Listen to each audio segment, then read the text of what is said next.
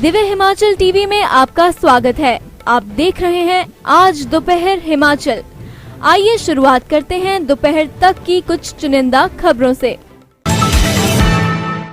प्रदेश मंत्रिमंडल में हो सकता है बदलाव, मुख्यमंत्री ने दिए संकेत। कोविड के बढ़ते मामलों पर 31 जनवरी की कैबिनेट में होगा फैसला। जहरीली शराब कांड में 13 आरोपियों की पेशी में क्या हुआ, अब ये नया मोड़। पौंग में इस बार ऐसे होगी प्रवासी पक्षियों की गणना। साक्षरता एवं जन विकास समिति को मजदूरों के पंजीकरण की जिम्मेदारी, यहां मिलेगी सारी जानकारी। और अब खबरें विस्तार से।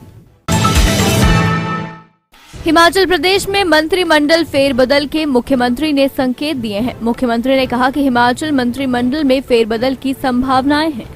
मुख्यमंत्री ने दिल्ली में भाजपा के राष्ट्रीय अध्यक्ष जेपी नड्डा से मुलाकात की है और प्रदेश के विभिन्न विषयों को लेकर चर्चा की है। अभी केंद्र 5 राज्यों के विधानसभा चुनाव में व्यस्त है। इन चुनावों के बाद हिमाचल प्रदेश में मंत्रिमंडल फेरबदल की पूरी संभावना है।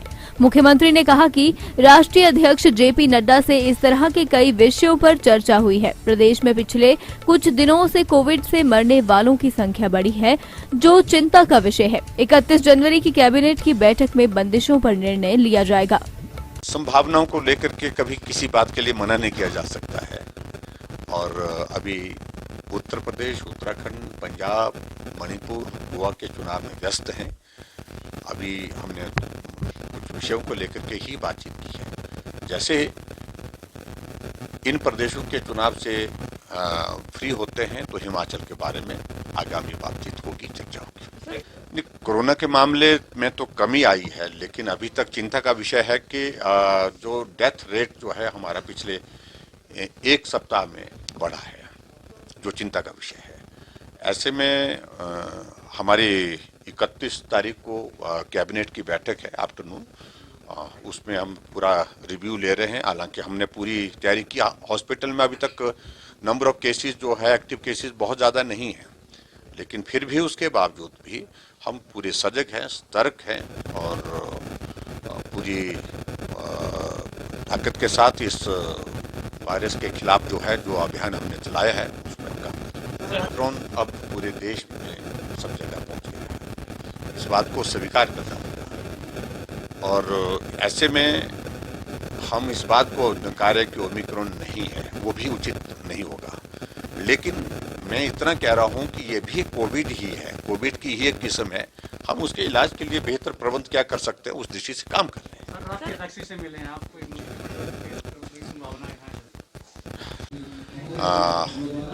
जो कार्यक्रम किया गया है उसमें मुझे प्रसन्नता है कि बहुत सारे ऐसे साहित्यकार, कलाकार जिन्होंने हिमाचल की पहचान बनाने में बहुत महत्वपूर्ण भूमिका पहले भी निभाई है और आज भी निभा रहे हैं। हिमाचल प्रदेश की संस्कृति को और कलाकृति को संजो करके आने वाली जनरेशन के लिए भी वो बहुत बड़ा उस दृष्टि से योगदान दे रहे हैं। और मुझे इस बात की भी प्रसन्नता है कि हाल ही में हिमाचल एक छोटे प्रदेश होने के बावजूद भी 2 पद्मश्री अवार्ड जो है हिमाचल प्रदेश को प्राप्त हुए। ललिता जी को चंबा रुमाल के लिए और विद्यानंद जी को जो उनके लेखन के लिए, उनने बहुत सारी पुस्तकें लिखी हैं, अच्छे कवि भी हैं और अच्छे कलाकार भी हैं और ऐसे में उन्हें एक बहुत बड़ा योगदान दिया है। तो आदरणीय प्रधानमंत्री जी का भी मैं आभार व्यक्त करता हूं और सभी इन, चाहे वो विद्यानंद जी हैं, चाहे ललिता जी हैं, उनको भी बहुत बहुत बधाई और शुभकामनाएं देता हूं। और ये आज की तारीख में बहुत आवश्यक है कि हमारे संस्कृति को आने वाली जनरेशन तक, आने वाली पीढ़ियों के साथ जोड़े रखना और उनको संस्कृति और संस्कार के बारे में जानकारी रहे, अपने मूल के बारे में जानकारी रहे। ये बहुत एक प्रसन्नता का विषय है कि उस दृष्टि से हमारे कुछ लोग बहुत अच्छा कार्य कर रहे हैं। जहरीली शराब कांड में 13 आरोपियों को सुंदरनगर अदालत में पेश किया गया। इनमें से 9 को 5 फरवरी तक न्यायिक हिरासत में मंडी जेल भेज दिया गया है, जबकि 4 आरोपियों का पुलिस रिमांड 31 जनवरी तक फिर से बढ़ा दिया गया है। एसपी मंडी शालिनी अग्निहोत्री ने खबर की पुष्टि करते हुए बताया कि इसमें सोहनलाल, प्रदीप कुमार, जगदीश चंद, अक्षर सिंह, प्रवीण कुमार, पुष्पेंद्र सिंह, अजय कोहली व आलोक कुमार को 5 फरवरी तक न्यायिक हिरासत में भेज दिया गया है, जबकि नरेंद्र कुमार उर्फ कालूराम, गौरव मिन्हास, सागर सैनी, नीरज ठाकुर को 31 जनवरी तक फिर से पुलिस रिमांड पर भेज दिया गया है। वहीं दूसरी ओर पुलिस ने आबकारी विभाग की सूचना के आधार पर सुंदरनगर से एक गाड़ी को शराब बनाने वाले पदार्थ स्पिरिट के साथ हिरासत में ले लिया है। आगामी तफ्तीश इस दिशा में तेज कर दी है। एसपी मंडी शालिनी अग्निहोत्री ने बताया कि जांच पड़ताल के बाद जो भी पता लगेगा उसके बाद ही नियमानुसार कार्रवाई अमल में लाई जाएगी। 31 जनवरी को वन्य प्राणी विभाग की टीम द्वारा हर वर्ष की तरह होने वाले गणना के लिए पूरी तैयारियां कर ली गई हैं। वन्य प्राणी विभाग के डीएफओ राहुल रूहा ने बताया कि पूरे प्रोटोकॉल के तहत इन प्रवासी पक्षियों की गणना मोटर बोट और ग्राउंड दोनों तरह से की जाएगी।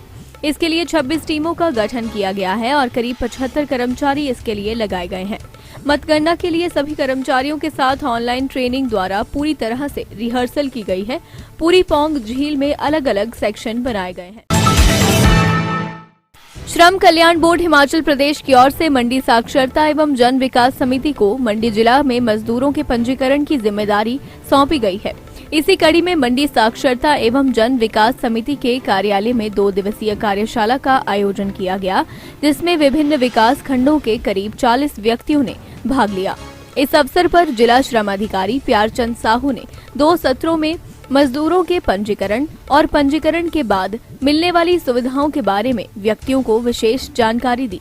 मंडी साक्षरता समिति द्वारा आयोजित कार्यशाला के संयोजक NR ठाकुर ने बताया कि पहले चरण में धर्मपुर और दरंग विकास खंडों में 7 फरवरी से 23 फरवरी तक पंचायत स्तरीय पंजीकरण जागरूकता सम्मेलन का आयोजन किया जा रहा है।